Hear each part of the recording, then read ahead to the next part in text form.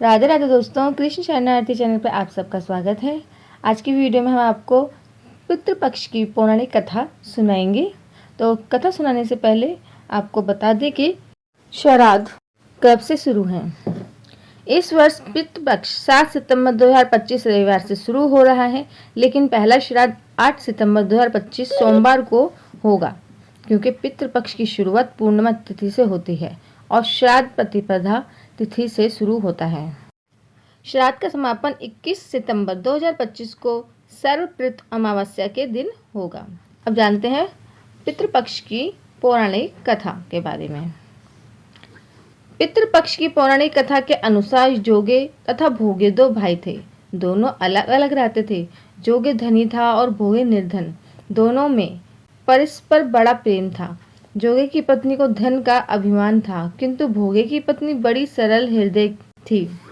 पितृपक्ष आने पर जोगे की पत्नी ने उनसे पितरों का श्राद्ध करने के लिए कहा, तो जोगे उसे व्यर्थ का कार्य समझकर टालने की चेष्टा करने लगा, किंतु उसकी पत्नी समझती थी कि यदि ऐसा नहीं करेंगे तो लोग बातें बनाएंगे। फिर उसे अपने मायके वालों को दावत पर बुलाने और अपनी शान दिखाने का यही उचित अवसर लगा।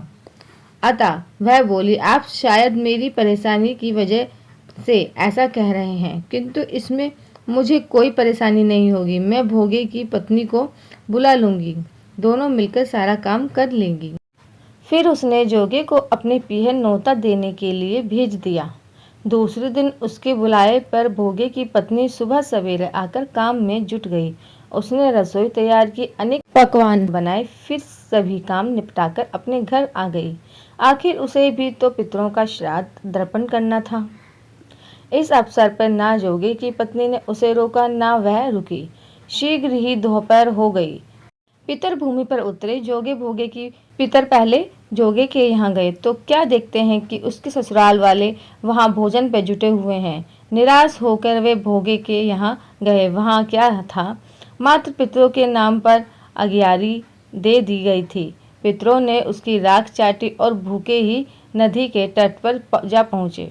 थोड़ी देर में सारे पितर इकट्ठे हो गए और अपने अपने यहाँ के श्राद्धों की बड़ाई करने लगे।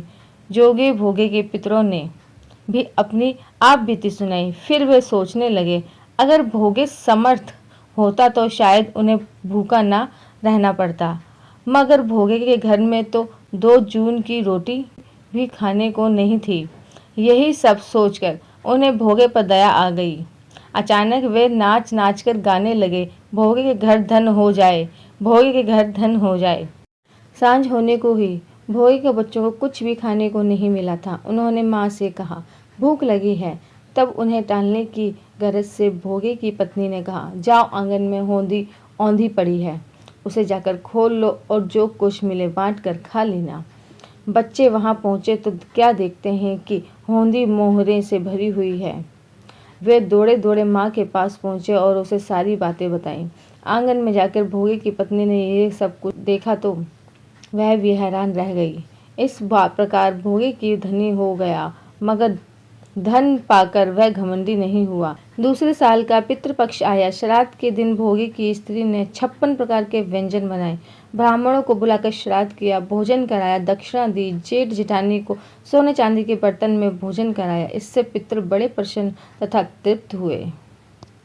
तो ये थी पितृपक्ष की पौराणिक कथा।